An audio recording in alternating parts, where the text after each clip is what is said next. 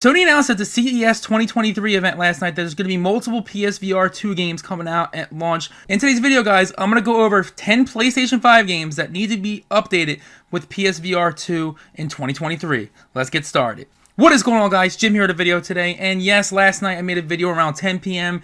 Last night Eastern time about a event that happened, and that was the CES 2023 event, which was very brief about the video game side of things. I have it in the description below if you want to see it. At the event, they talked about a few PSVR2 games, one being Gran Turismo 7 getting a update, which we talked about last year, probably happening, and then Beat Saber, which was amazing to see coming to the PSVR2. I'm going to go over 10 games that I really think need to be on the PSVR2 in 2023. Before we get started today's video, guys, definitely consider hitting that subscribe button, like this video, comment down below any PS5 game that you can see being on the PSVR2 in 2023. I would love to hear your thoughts.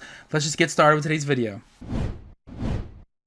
Starting the list off at number 10, Dirt 5. We have the sim arcade style racer, depends on how you play it, the 5th installment in the popular Dirt series. We have Dirt 5, and this one is really fun without VR in mind. It's very much different than your typical sim racer like GT7 and even F1. Speaking of GT7, which is obviously Gran Turismo 7, with that free PSVR2 update coming at launch, it would be only fitting to see a more arcade racer with VR as well. Dirt 5 was also free last year, so make sure you did pick that up. But why do I think Dirt 5 would be a good choice to have with PSVR2 implemented into it? Well, looking back at Dirt Rally on PSVR1, that made that game 10 times more fun than it already was. I think Dirt 5, with its excellent visuals by default and running at that smooth 120 Hz on certain TVs on the PS5, would be an amazing experience with the PSVR2. And just imagine how the PSVR2 would handle this. The PSVR2 already runs in 4K, so that would work really well with the visuals, and then it runs at 90 to 120 Hz as well. Looking at a game that needs to be updated with PSVR2, because it would be a massive misstep for Dirt 5 not to put VR2 updated sometime in the future. And to add on to that, just imagine the PS5 wheel with the PSVR2 in mind with that game. It would be a massive game changer. Dirt 5 update would sadly probably cost a fee because that's how Dirt Rally was, but hopefully we see this game announced sometime this year with a PSVR2 update. Number 9, Borderlands 3. This is honestly a given at this point, but not confirmed. The reason why I think this is a given and I think it's going to happen is because take it back one game before, we had Borderlands 2 PSVR1, and it was its own standalone game. It was breathtaking, and it was just so amazing and immersive, and it even had the PSVR1 aim gun functionality. This would pretty much just add to the massive game of Borderlands 3 if there was PSVR2 added to it, because the game runs in 4K, it runs at 120 Hz. Here's to hoping that this game is announced for day one as an update for Borderlands 3. Keep in mind, they did make a total different game, and the price for the Borderlands 2 VR game was pretty expensive, but since Borderlands 3 has a PS5 version and it's coming close to launch, I think it's a fitting addition for those massive Borderlands fans to finally see this game at its full potential with PSVR2. But what if you're not a fan of Borderlands?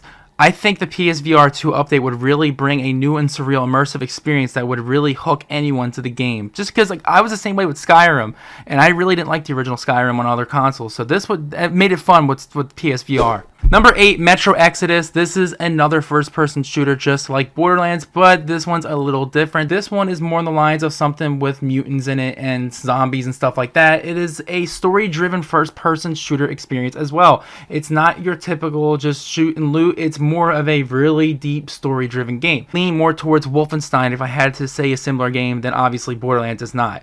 But still not close to Metro Exodus. Metro Exodus is an original game in my personal opinion. More so, I would say more like the PS3 game of Resistance if I had to pick something. This game with PSVR2, how amazing and real and immersive the experience would be. Just imagine the snowy levels to the underground mutant-filled slums. It would be incredible. An immersive experience. It would be so unreal with the PSVR2. If you want to talk about visuals, this is a masterpiece with visuals, so this would look great with PSVR2. Let's just hope they don't make a level or two with VR, because it's the whole game everybody wants to see with VR2 and DLC, similar to how Resident Evil Village is getting at launch. We don't want to see anything different than that.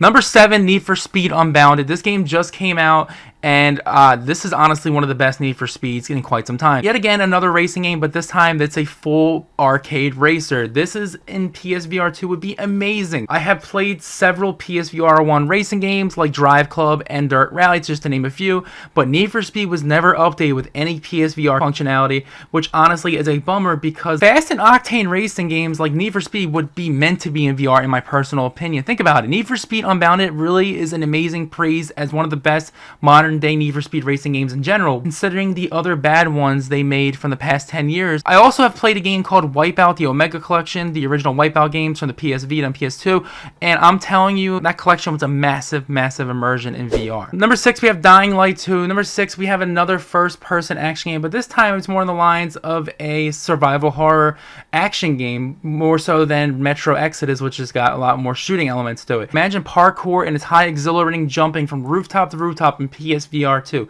trying to escape a horde of zombies. I can see this game being more on the lines of a AAA version of The Walking Dead Saints and Sinners, which is an already amazing game. Imagine the production value in the PSVR 2 with Dying Light 2. Just hope it's not a buggy mess and hope it's not behind some annoying DLC paywall. I think Dying Light 2 would be 10 times scarier in PSVR 2 and much more immersive. So many games to choose from. I think this would be on the top of the list of a zombie type of survival horror game I would pick. Number 5, Gotham Knights. Number 5, we have a very odd one that I really think would really work in PSVR 2. But why would this work in PSVR 2 if it's a third-person game in mind? This game is only in third person for most of the main story, so how would this implement correctly into a game like this? Well, there is a few things that would work. One, the Bat Cycle free roam would be ideal, and the biggest thing would be a full-on expansion of PSVR 2 for Gotham Knights, similar to how the Rise of the Tomb Raider did with the Croft Manor DLC.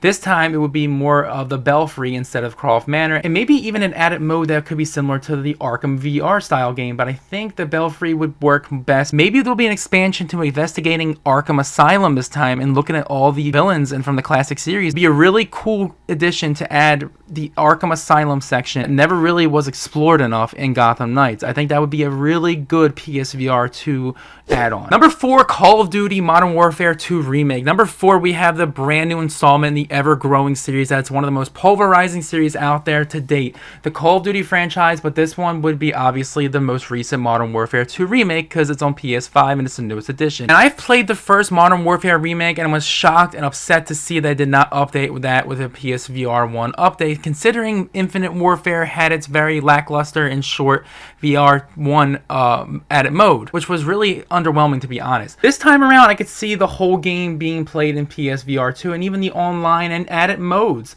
Call of Duty Modern Warfare 2 needs PSVR 2 badly because last time we seen it was Infinite Warfare and it was short and pointless to say the least. If they can do full games like Skyrim and Resident Evil 7 with PSVR 1, they should come to terms and make a PSVR 2 update for Modern Warfare 2 with its amazing visuals to begin with and it's 120 hertz. Imagine this game with PSVR 2 updated to it sometime in 2023. Should also come out with a PSVR 2 aim controller that would just add to the already immersive VR 2 experience if it was added to Modern Warfare 2 Remake. And I can even see non-Call of Duty fans getting into this because of how immersive it could be in VR. Number 3, Doom Eternal. We have the very popular Doom Eternal, which was updated to PS5, which was a free update. And this wouldn't be the first Doom game on PSVR. Doom 3 and Doom VFR were both on the PlayStation VR 1, and while Doom 3 VR was sort of rushed and a misstep, I wouldn't say the other Doom game being Doom VFR was that rushed. I think it's time to put the newest Doom game, Doom Eternal, with an update with PSVR 2. This game is already very good looking by default and it runs really smooth on the PS5, so that would already stomp the other two's mediocre visuals by default. Please add a comfort mode because a lot of people are turned off by the Doom games if they don't have that mode added. I think Doom VFR had to add that as an update. I think Doom Eternal would be much better since it's a very well polished game and should not get anyone sick like the other two PSVR 1 Doom games. Doom Eternal is a must with PSVR 2 in mind, and since it was put on PS5, I think this is a great addition for the PSVR 2. Number 2, we have Hogwarts Legacy. Now, this one is going to confuse a lot of people, but I'm going to explain why I think this is with VR in mind. It's the only game on this list that isn't out yet in terms of release date. This game comes out in early February. I think it's February 10th, and it's, 2 weeks before the VR 2? So hear me out. This is a third-person action-adventure RPG game, right? You're probably wondering how VR would work. Well, VR could work in a few ways, just like Gotham Knights would.